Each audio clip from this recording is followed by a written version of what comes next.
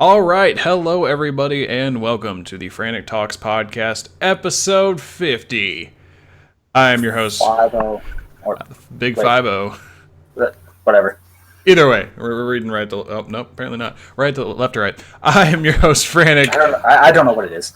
Along 50. with me, as always, screwing up the number 50 is my lovely co-host, Grunt. He doesn't know how to count. and also is here to talk about video games. And junk. I'm good at segues today, apparently. All right, video games and junk as usual. I'll start this off as we normally do with quote-unquote advertising or self-promotion, whichever term you prefer.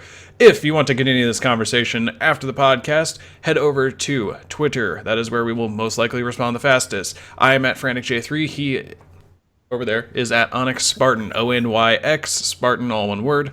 Or you can hit up the official Frantic Talks Twitter account at Frantic_Talks. And then you can head over to the lovely website that is behind our heads right now on screen. That is frantictalks.com, where you can check out all the podcasts. It's basically a podcast archive at this point, but hopefully it will change sometime soon to look a little different and also have cooler articles / other random things. You can also...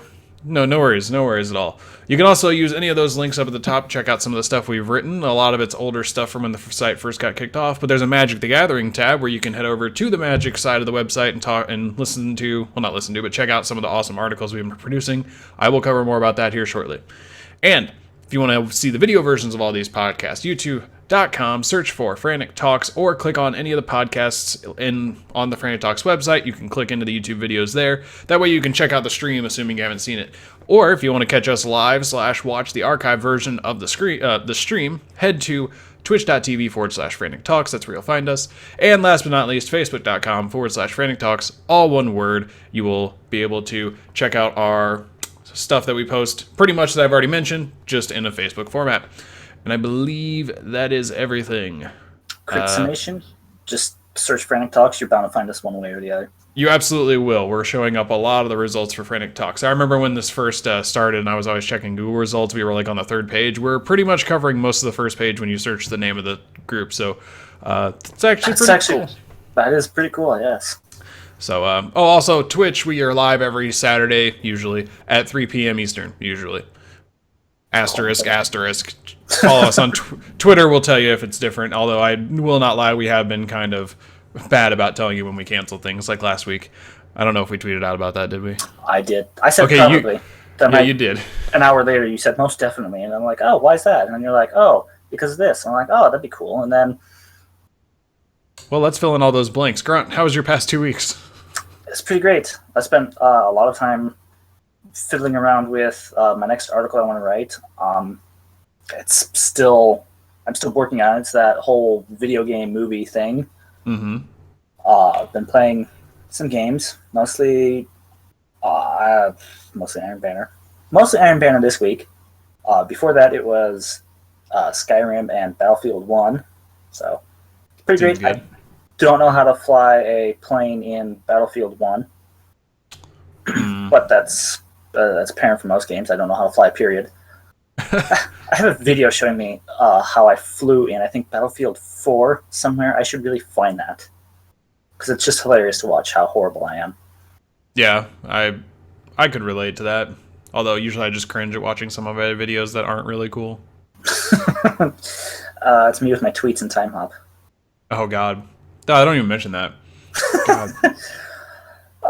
Let's just say I'm glad there's probably a lot of people that didn't follow me back then that do now.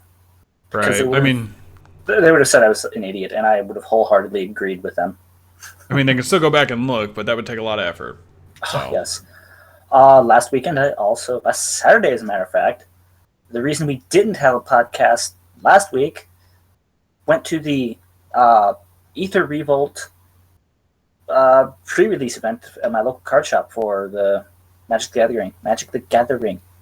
Nice. I can get behind that. As a matter of fact, I think you were. Plausible deniability. Oh, man. But that was fun, going to that. I like the little box that you got. It was fun. I still play with it every now and then. Yeah, that's the... they kind of change it up a lot of the times. It used to be Well, it didn't used to be. For Battle for Zendikar with the Gatewatch, we got this like really tall, thin one that lifted straight up. With this one, they gave us these like little treasure chest looking things. Nice. I forget what we got in Shadows over Innistrad. Take it out, then. Oh my god, I just did an unboxing video. Oh my god. Alright, I've done it. I really contemplated videotaping me opening up my booster box of Ether Revolt that I got. By the way, I got a booster box of Ether Revolt, for those of you listening. I'm jealous. I didn't get anything crazy out of it. I did get a really cool foil mechanized production. Other than that, I'll talk about that in a minute. Grunt, keep talking, because I'll get rageful really quick. Well, I'll wrap this up so you can get rageful. Or full of rage. But yeah, for that being my first pre-release event, that was pretty fun. I definitely will be attending more in the future for future releases. Mm-hmm. How I did, I went 0 for 2. I thought I built a good deck, and it did okay in my games, but when I got home later that day and really looked through my cards, instead of just half hour I had to build the deck, I should have probably went with maybe blue and red and splashed some white in there. Maybe some green. So it was interesting because white had a lot of really good removal spells for me to use. Mm-hmm. But red and green were pretty much where I had my better creatures and other stuff in general. So gotcha. Blue had some good stuff for removal in there too.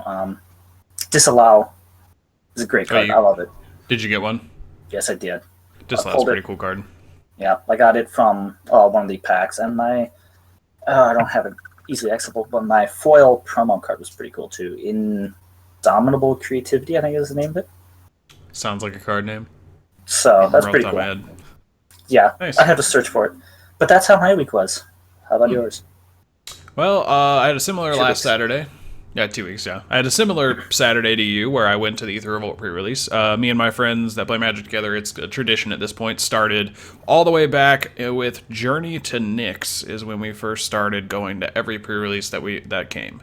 We normally only ever do one. Because it's 25 to $30 depending on where you go. And, I know people who will do every single one. And it's like, man, you guys are shelling out a lot of money. And I shell out a lot of money on Magic, but I just feel like there are other uses for the money at some point in time by the end of the day. But it's a hobby. Either way, my pre-release, I went 2-1-1 with that last draw being agreed upon by me and my opponent because at the store I go to, if you basically, depending on your record, you get store payout in terms of like prize money. It's just store credit. And 2-1-1 is the worst quote-unquote record that you can have to get store payout, and it's $10. So normally how it works is you go and play a $5 event, and if you get 2-1-1 or better, you at least make your money back plus $5. And of course, the better you do, the more you get, with the highest being $40 for going undefeated at 4-0. And there's all kinds of like weird ones in between, like 202, 301, stuff like that. I've never gone better than 2-1-1. I've gotten very close. It's always been down to a card draw or two in most of my like modern tournaments I go to, but it always ends up going in favor of the guy against me. But one day I'm hoping. I've built some pretty cool decks in time, and I think I can definitely do it. So, but beyond that, I built a green-white deck to go with the colors that I truly am at heart when it comes to Magic, which is green and white, with a little bit of black splashed in. Normally is usually how I play, but I did green-white.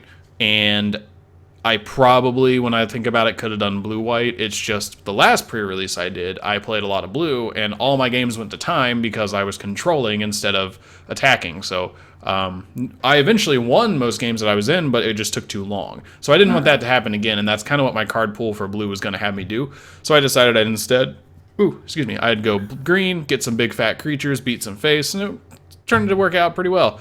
The one game I lost, I will say I was very upset about because the first, it was, so how Magic rounds work, it's a best of 3. My first game in that round, the round I lost, I won the first game. Second game, I only drew 3 lands and couldn't do anything. And then the third game, I was up 23-3 in life totals and lost because I only drew lands. Wow. Yup. So my deck was not liking me. And that was my only round loss. Man. Well, I was getting screwed by land. So I think I could have pulled off the 3 lead, but like I said, whenever I'm about to get that third win, which this was actually the first round of the night, I usually get screwed somehow, and that seems to be a recurring theme. So that really sucks. I feel for you. But beyond that, we played a lot. I played a lot of Destiny. Well, not a lot, but more than usual. Got to do some Arcburn heroics last week. Got to do Iron Banana this week, and I did finish those quests last night. I know you said you weren't sure if I'd do it. I knew you'd be able to do it. So the quests, for those of you that don't know, is basically there were 2 quests that I wanted to finish, which were you had to either win 10 games or play 20. It's a minimum of 20 games, max of 10, because you have to get 100 points and 10's a win.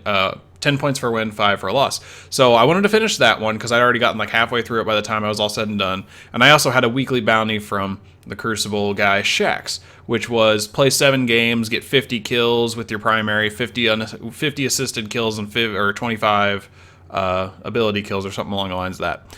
Ability kills.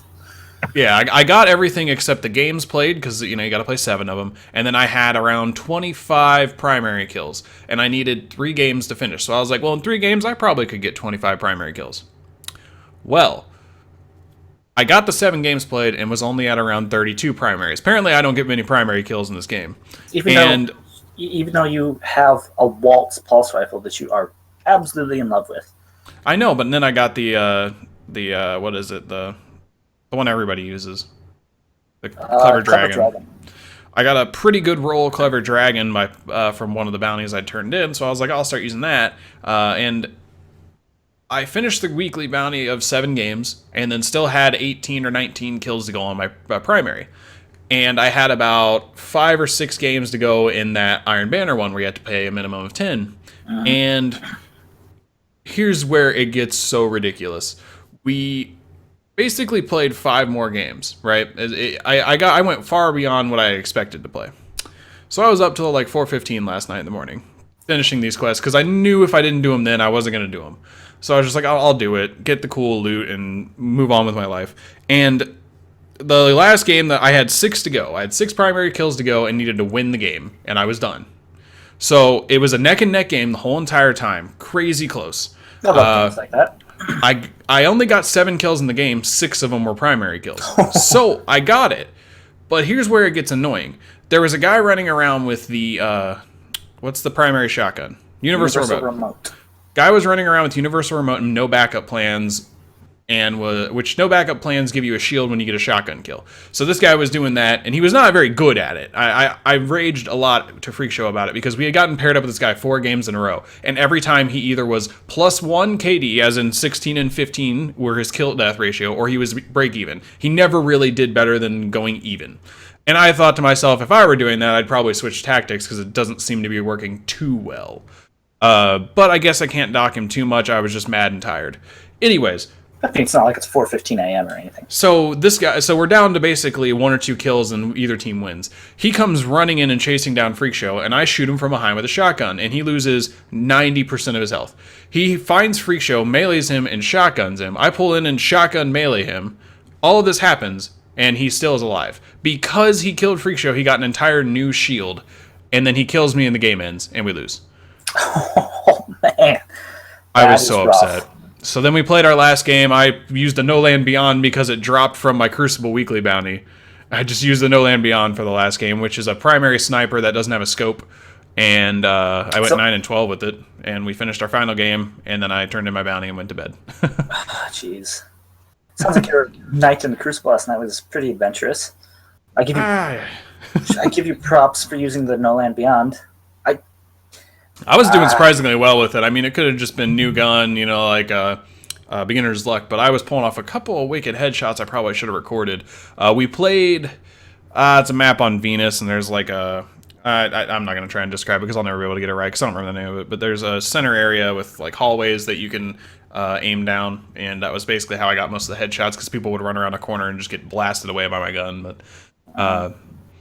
Anyways, that was basically all of my week, but I did, like I said, open the booster box of Ether Revolt, and... Tell us the loot. There wasn't too much loot to be had. Now, when I look at all the price of all the cards, I probably broke even on what I paid, which I didn't really care if I broke even or not. I just wanted to have fun cracking 36 booster packs.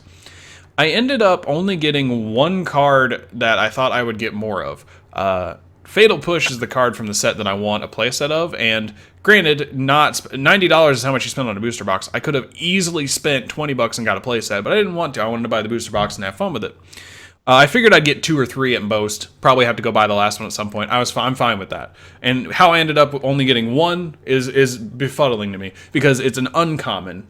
And there are 4 types of rarities in Magic. There are common, uncommon, rare, and mythic rare. Commons, they're self-explanatory. You probably get a lot of them.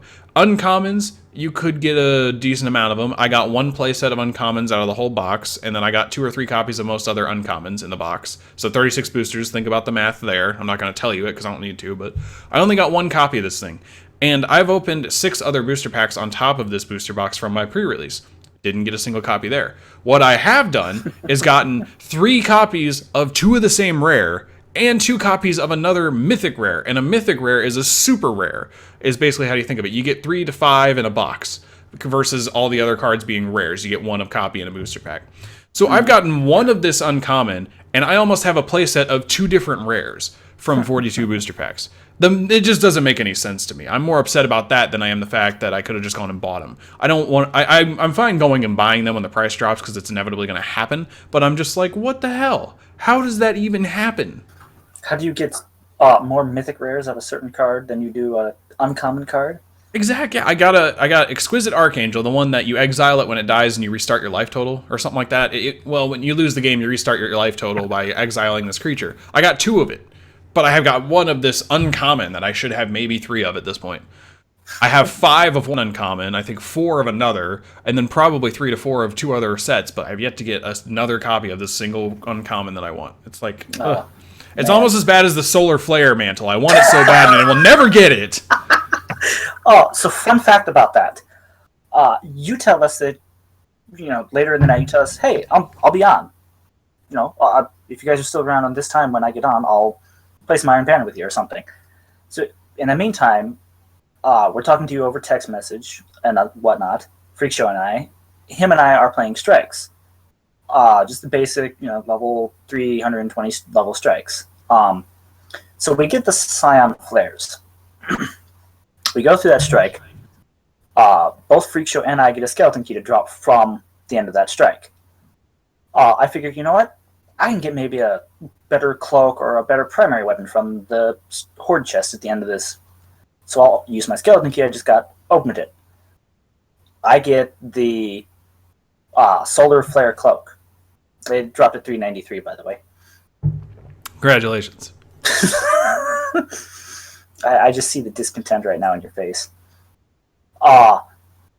So I see that it pops up in my reward feed, and it's like, oh man, Frantic is so going to hate me for this. So I just start chuckling, and Freak Show is just like, hey Grunt, guess what? And I'm like, you got the Solar Flare cloak, didn't you? And he just gives his usual, uh-huh. And that's it, I just bust up laughing. And then he goes and tells you in our group chat that, hey, Grunt and I just got this in the same strike. So we go through that, continue playing for a little bit more. We get the Scion Flares again. He gets another skeleton key from a strike beforehand. He's like, you know what? I wonder if I can get this again, really make Frantic mad. Sure enough, we go through the strike, and he pulls another Solar Flare mantle from the chest. So, yeah. Yeah. That's a story. I really want the Solar Flare mantle is the best way to put it. It's just a cloak in the game if you don't play Destiny. It's red. It's one of 3 unique... They're really unique cloaks that aren't just a cloak. It's like separated in half. It's really hard to describe beyond that. It's one of the, like, if you think from World of Warcraft, you do a dungeon and then you get unique drops. It's unique to that strike alone. I have gotten the Void one, which is more or less the purple one, I think 3 times, and the Arc one 2 to 3 times, which is a blue one, and I have yet to get the Solar one. I've got one you can have if you want it. If only trading were a thing. Either way. And then I guess the only other thing to add to that is I also played some Pokemon Omega Ruby. I've just remembered that. I've been playing that, trying to finish it to get the new Pokemon game. Sidebar, but... Oh, that's so annoying. Okay, so... in the past couple of weeks, it sounds like we've had some fun. We've had some unique times, that's for sure. But we've taken up a decent chunk of time here, so the next thing I want to talk about is actually related to Frantic Talks. It's our Magic side of the website. The partner series is often kicking. It's often kicking, often running. A little slower than I like to imagine, but we're starting to get stuff out. I posted a new one, Tana and Timna, the lovely pair, the non-blue pair, if you are curious and reading about that. They come from the open hostilities. Oops, I just kicked my space heater. They come from the open. That's not what you're supposed to do. I didn't know if you could hear it, so I just was like, oh, let's react to that. Anyways, open hostilities, which the 4-color commander is Saskia the Undying. So that's a really unique brew. I actually really like what I did with it because it plays to one of my favorite strategies, which is a token strategy. And it does it very well, and honestly, I might pick up the pieces and totally build this here in the very near future. I do plan to build most of the things that we talk about. It's just sometimes it's easier to go hypothetical than to build an entire thing and test it when we need to post an article roughly every 4 days. All right. I might give that one a try because I really, really want to try a token creating deck. So this one's really good at it. Because I got the open hostility deck, so I can use that. Just add in what you say, providing it's relatively inexpensive. So the cool thing is with these, we're gonna put in. If you click on the deck link and it goes to tapped out, I'm actually gonna do this right on stream because it'll work just fine.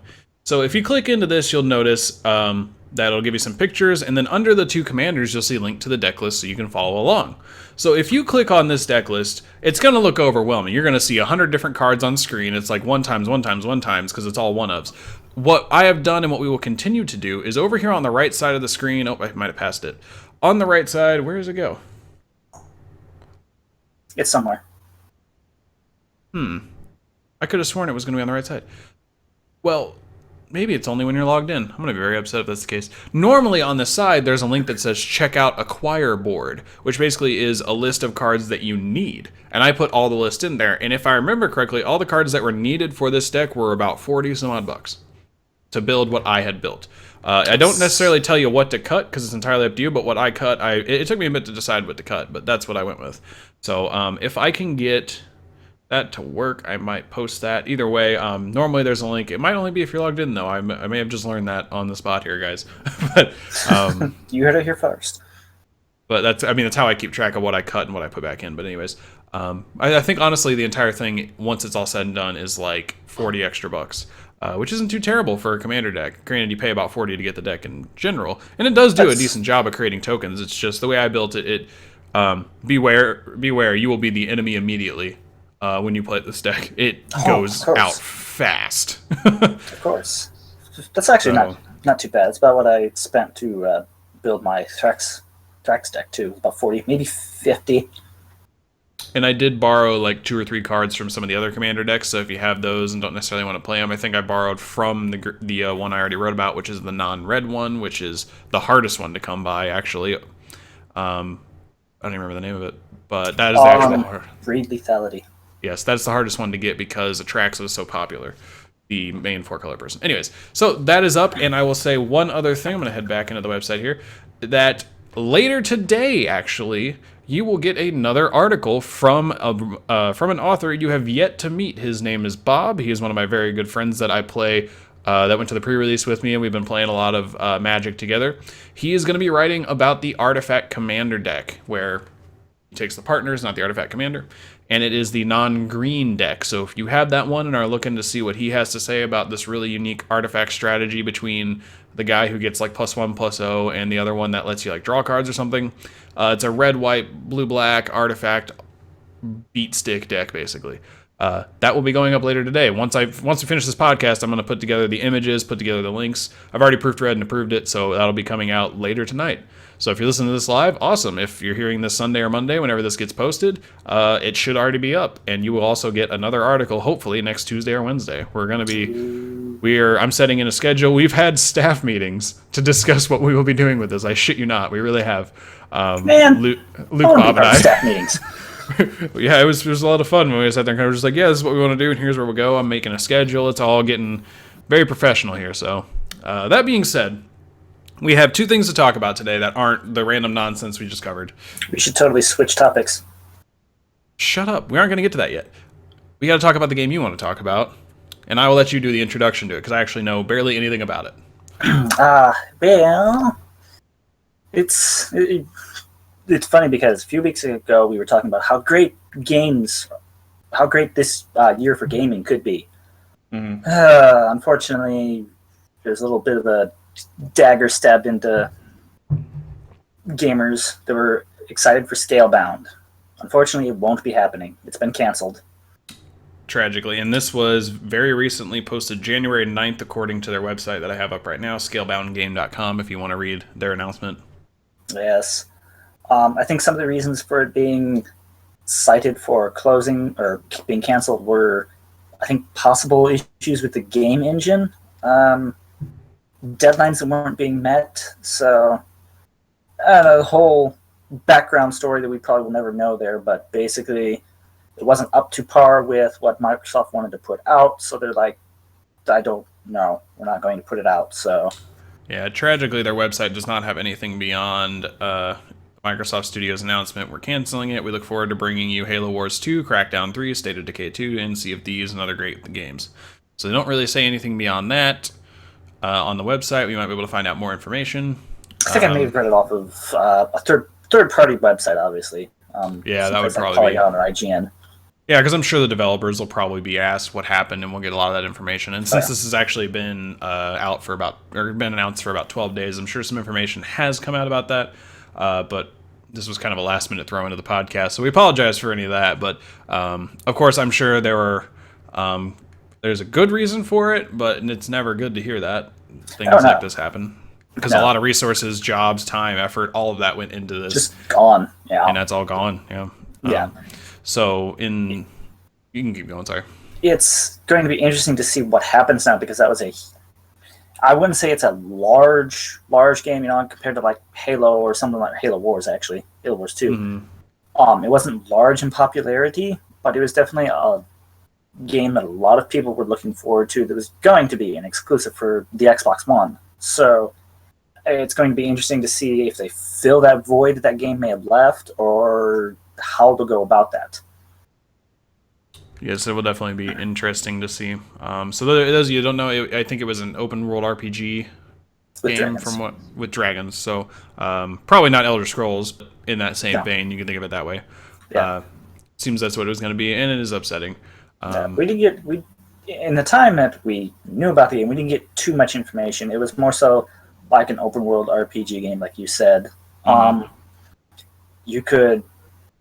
I think it was going to have online co-op, like 4-player online co-op, and you could like team up with friends and that, and take out these large creatures. And I don't know exactly what you were doing.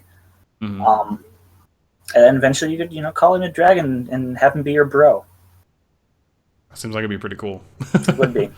It would be. I can actually do that in Skyrim, and it's pretty great.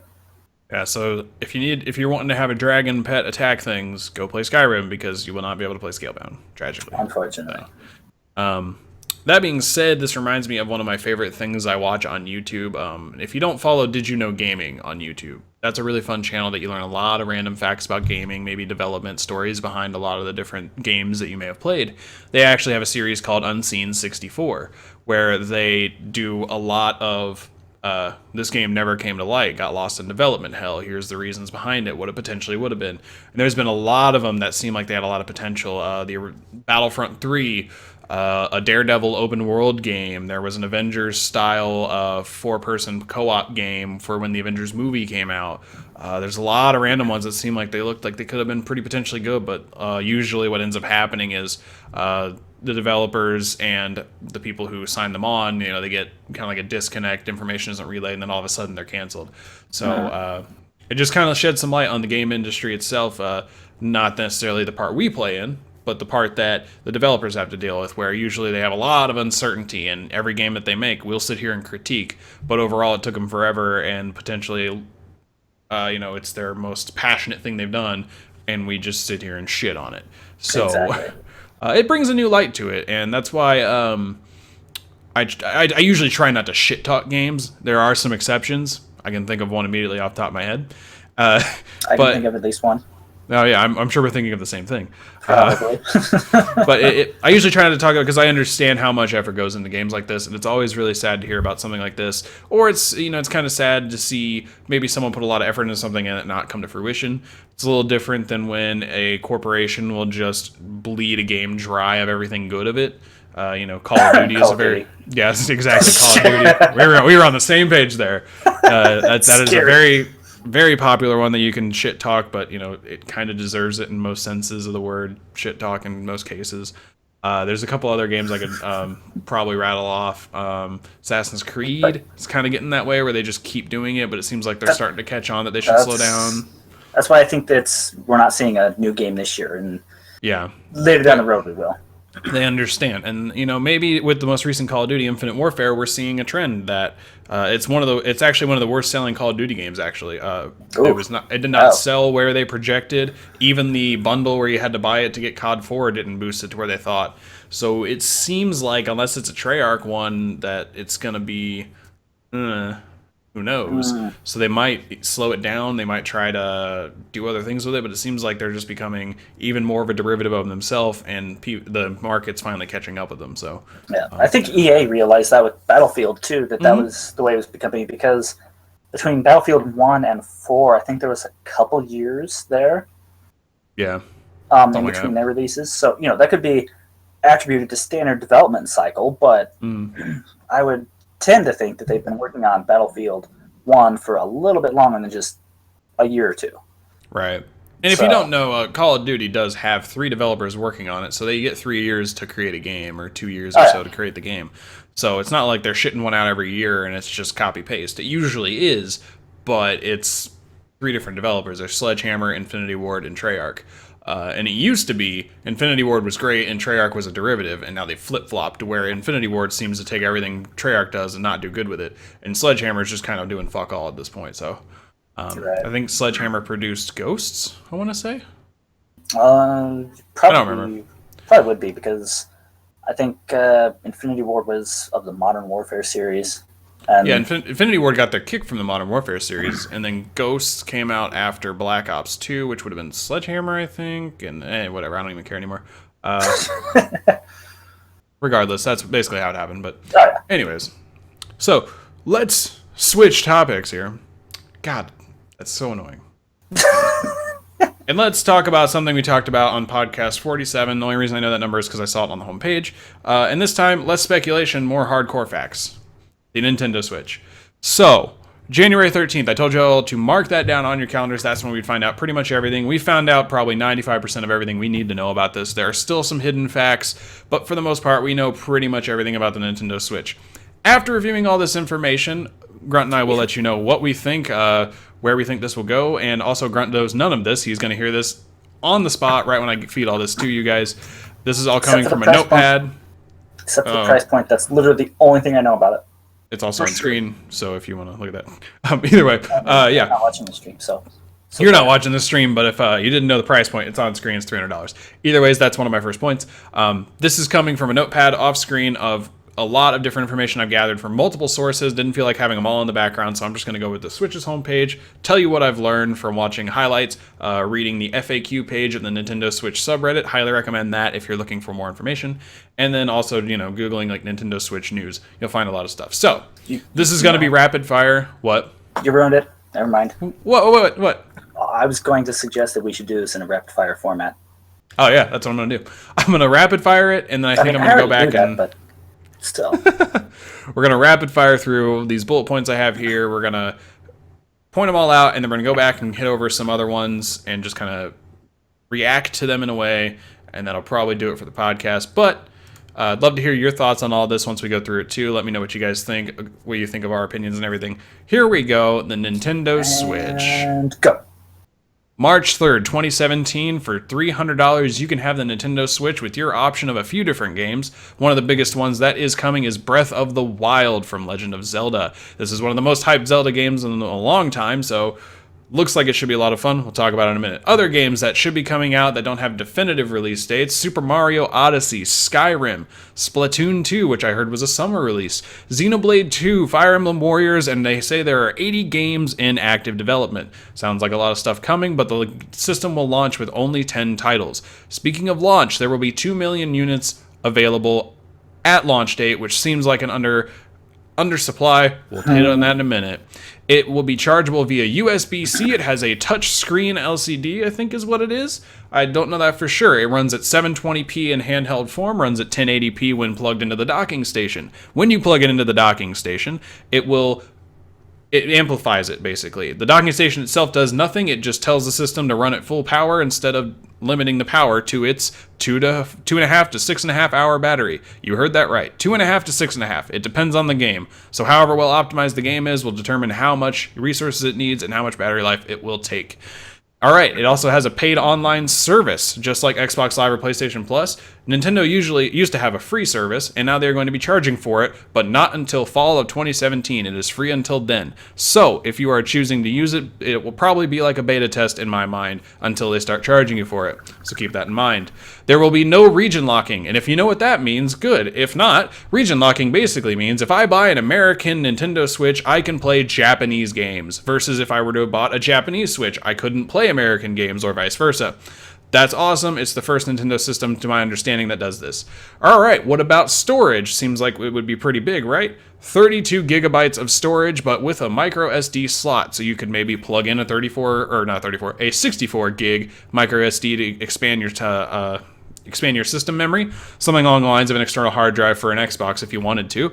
But listen to this. If you wanted to buy digital copies of games, Breath of the Wild itself, 13.4 gigabytes, meaning half of your space is already gone within buying this game digitally.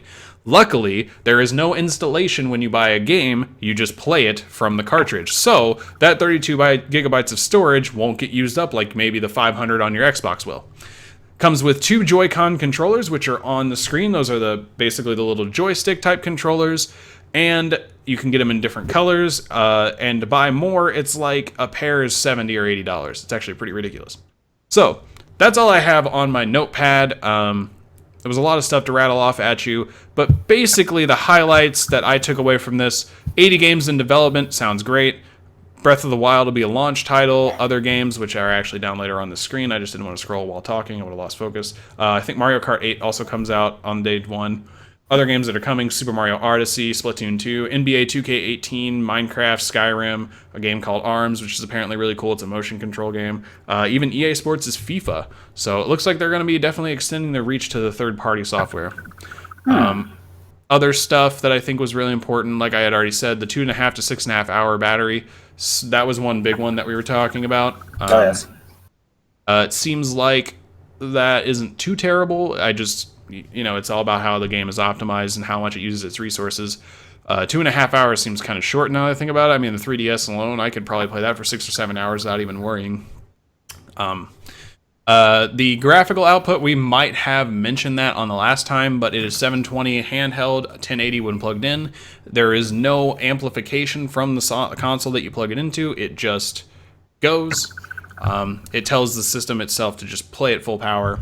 And the paid online service was an interesting one. They've never made you pay for that. So yeah, what do you think about all that, Grunt? I know that's a lot to take in. I don't know. The two things.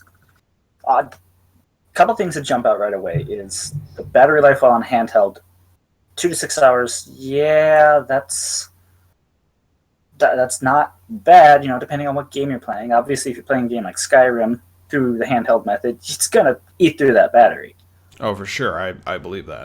Then again, Skyrim's 6 years old, so maybe it's gotten optimized to the point of where it wouldn't be too bad. But keep going. But it is quite possible. I'm thinking more so a game like Mario Kart wouldn't be too bad eating through your battery. Right. I'm not a huge fan of the battery life just in general. It seems a little short. It does seem very weak. We'll see. It all depends on what games are, optimized, how they're optimized, and how that works. So, it wasn't mentioned by you at least, but the way I guess they're going to handle things like matchmaking lobbies and like chat features is not going to be through the system itself. It's going to be through an app, I guess, you download on your phone. I hadn't heard about that. Oh, Yes, I missed that. it was something that I think just popped up this past week. Oh, maybe okay. last week even. I'll have to do more research into that. But that's not something that it just doesn't make sense to me. Yeah, that seems really weird. Maybe they can't do it on the system due to technical restraints or something. I don't know. Maybe they just don't want to. But to have your Switch console in your hand and have to be playing the game and then using, like your phone in your other hand or whatever to chat or whatever else it's going to do in terms of matchmaking lobbies, it just doesn't seem like a smart move to me. Yeah, that seems really weird. Yeah, like I said, I don't know exactly how it works, so it's something I need to look into a little bit more.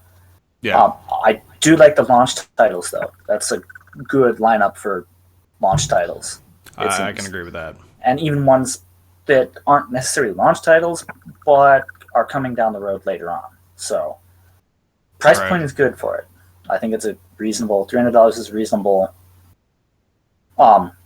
price point for it to go on the market. And obviously, as years go on, it will come down in price. So, that's very true. Something that would impact the price is the units available, with only 2 million available at launch. I think that's worldwide, by the way. Yeah, that's not good. It's not good. That is, once again, to my point of the conspiracy theory that they limit how much they give you and make you talk about it because it's out of supply, then to sell it to you because you're thinking about it. All right, where's my tinfoil hat? I don't have it. At this point, we don't even need a tinfoil hat. It's happened so many times at this point. If it's happened so many times, is it really a conspiracy theory? That's what I'm saying, right? I mean, beyond that, I think overall it looks like it should be pretty good. My only real complaints, we still don't know something like gigabytes of RAM or what the online service will entail. We just know that it's paid. Don't even know how much it costs at this point. There's a couple other random little details, but for the most part, we know about just about everything. It's the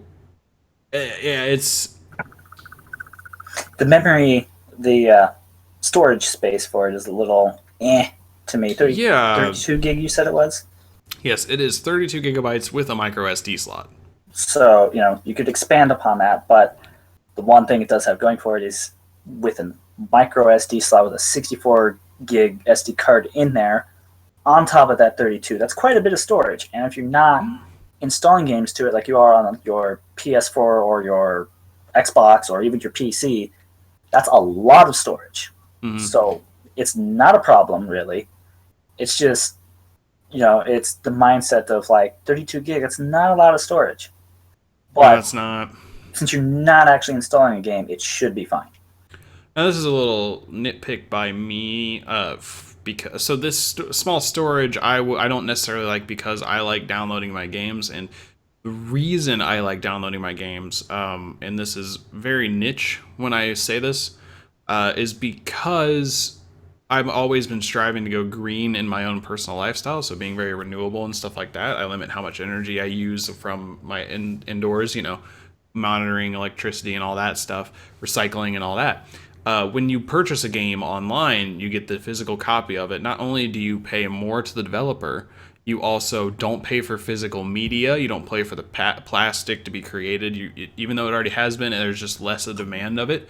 So overall, you're making a smart choice there by having one, free space, and two, not buying those things. So with that being said, if I wanted to download all the games that I want to play, say Super Mario Odyssey, Skyrim, and Breath of the Wild, odds are I won't have enough room, because that's probably way more than 32 gigabytes. Breath of the Wild's 13.4, so it's half of your space right there. That's pretty much half of your space. So that bothers me, because I'm sure I'm not the only one, but that's not to say Nintendo should aim for that. I'm sure that's a more niche market than I'm giving it credit for, even though I'm telling you it's niche. But there are people who prefer to just download them and have them all ready to go and not have to change out discs. It's more convenient, truly. Why do you think the iPod ever got existed? No one wanted to carry around 30 CDs to listen to their music. So same line of thinking there. So, I mean, same for books. Your Kindle, you got a bunch of books on it. So that's the way it's going. I mean, my Steam library, I have 450 games on Steam. I have not owned a single disc copy of any of them. That's just how it's going. So you can get extra space, but that's an extra cost outside of it. And Polygon or IGN, I don't remember, they did an article talking about the hidden costs, quote unquote hidden. And if you were to buy stuff to support most of the things on this screen, you're actually going to be paying near $550. You say you want to get ARMS, which is a multiplayer game, you need more controllers. The pair itself is $80. I kid you not. If you want to get a 64 gig minimum micro SD card, that's almost $30. And it doesn't sound like too much, but it starts adding up really fast.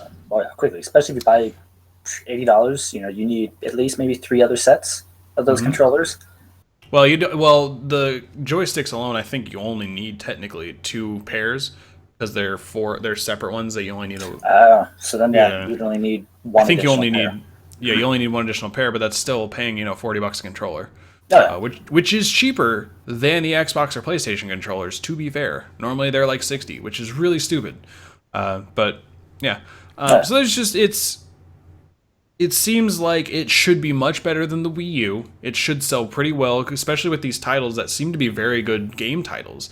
It's just a matter of with how far behind their hardware seems to be in terms of what the market would expect. I feel like that's going to be a big knock against them in the long run. Oh yeah. So I'm curious to see, like you mentioned earlier, how the online service pans out. That's going to be, how much is it going to be? What is it going to do, essentially? I think it's literally just going to be, I don't want to say it's going to just be PlayStation and Xbox Live, or PlayStation Plus and Xbox Live. I've seen a lot of people talking about it, and it's fine if they give us that service. They just need to give us a very good working one that it's got its own unique features that are, unique. That's the best way to put it. If you give me PlayStation Plus and call it Nintendo something or other, I can't think of a name at the moment, but if you just call it Nintendo Minus. Yeah, there you go. Nintendo Minus. And it's literally just PlayStation Plus with achievements, friends lists, and something, and tell me to pay for it. Get the hell out.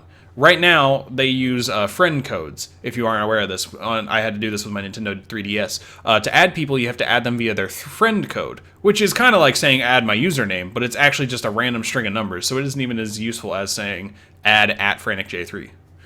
It's like add at XBX74-3857 or something like that, So that's a little weird. And granted, it's a free service, so you can't really complain. You can post like little doodles that you drew, and you can, post about something cool you did in the game. But overall, it was a free service, and you can't really say much. So if they're going to charge for it, it needs to be much better than that, and it needs to be able to compete against the other two. Now, they will be doing free games, by the way. So there's games with gold for Xbox and games with Plus. But the catch is you only get them for the month that they're out. You don't get them afterwards. Oh, that's huge, because like with the way Games with Gold works for Xbox Live, you have those games permanently. Yeah, you have them forever. With the way it works for PlayStation Plus, you have those games so long as you're a Plus subscriber. Unless they've changed that, and I don't know about it, that's the way it works for them. So this one's even less. That seems like a huge drawback, that you get those games, but they're only free for the month. And it really depends on the month, actually. Yeah, and it really depends on what the games are. I don't know what they are, but they could potentially be games that are currently out, so you could like demo them or something. I doubt the month Mario Odyssey comes out, they give you it for free for a month, but maybe a month or two later you get to try it out for free, and if you like it, you go buy it. It could be something like that. I don't remember what it is, and if they've announced that, please let me know. And don't quote me on that either. It's just, if it's something like that, I could see that working, because it's almost like a GameFly subscription where you can kind of play the games and get a feel for it and then go buy it if you want it. Buy it if you want to, yeah. And they would be very smart if they did that, to offer you a discount. So you play it for free, you've downloaded it already, do you just want to go ahead and buy it? Sure, here's a 25% discount or something. That seems like it could be a really good system. And really, yeah, that does. Ow. Kick my desk. That's not good. You did good. No, I didn't. So, I mean, that's about all I have really to say about this. It seems like it's going to be another, I don't want to say classic Nintendo system, but normally when Nintendo releases stuff, it's very different than what's out there, but never better. Right. Also, they're not launching with stuff like Netflix or anything at the beginning. They don't have apps for that, so that's also something to note. A minor drawback, but at this point, you probably have a smart TV that could run that, or you have a Roku or a Google Cast or a Chromecast. I mean, those are all very cheap options. You don't have to buy a console to stream Netflix, but Right. that's just something to note if that applies to you. So Yeah, it's interesting. I mean, I don't know if people would really be using Netflix on it a whole lot, things like that. I know when Netflix first kicked off and started to get going, my friend who had a Wii, he watched Netflix on the Wii all the time because that was the only thing he could watch on. Now it's a lot different. That was damn near, close to 10 years ago. I'd say more about 7 or 8, but everything's changed since then, clearly. But I mean, you can watch Netflix on your phone now. exactly, I could pull it up right now and we could watch Justice League. Speaking of that, There we go. I'm just kidding. But anyways, Movie time with Frantic Talks. dude, we should do that one night. Just do a movie night. Watch some like really dumb movie. It'll be a lot of fun. Oh my god.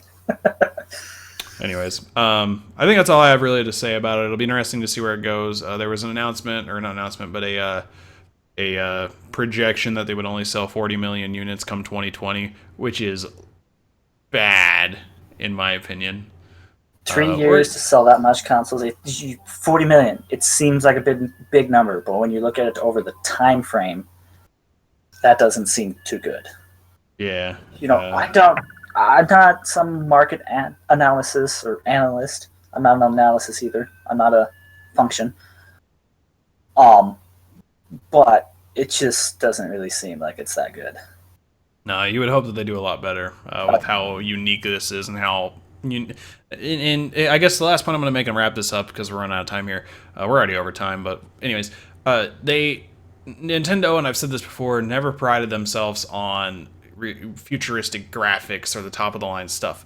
You know, with the Project Scorpio Xbox and the PlayStation Pro being able to do 4K, this will do 1080p at most. But I'm going to tell you right now, no one that plays Nintendo cares. The graphics. They do not care. No. None of them. And if you say you do, I would advise you to revisit how you play these games because that's not.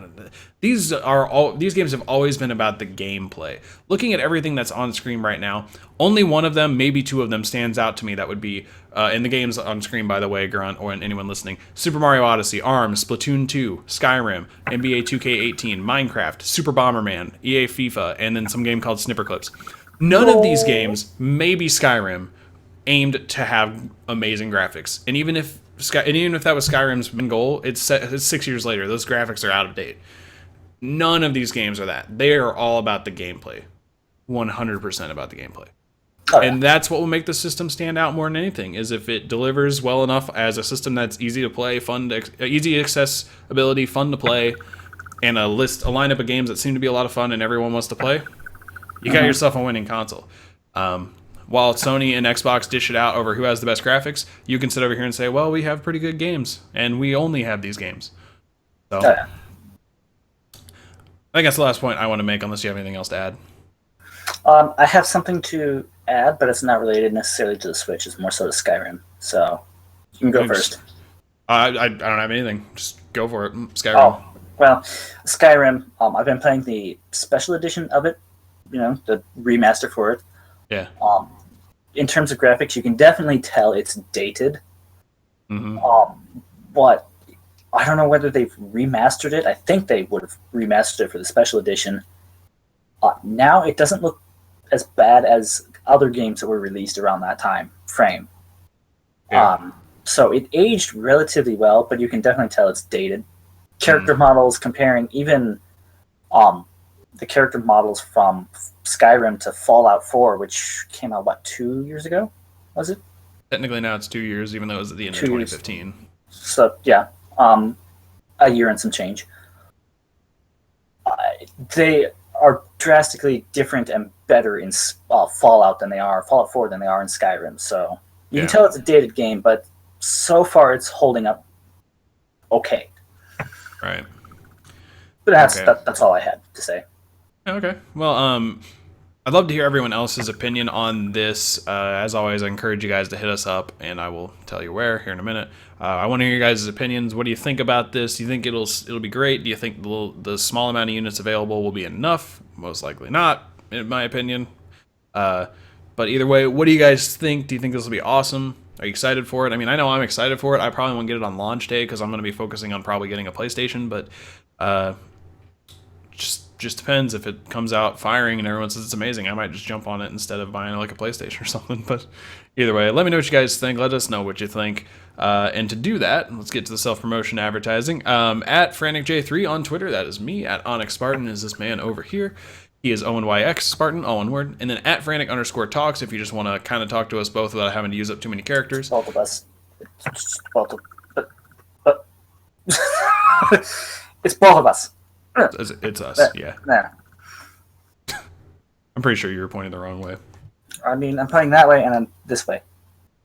Yeah, you're pointing to the right side of the screen. There you go. That's where I'm at. And here I thought I had it. Wow. Sorry, I was looking at my notepad. Wow. The notepad was important. Anyways, jeez.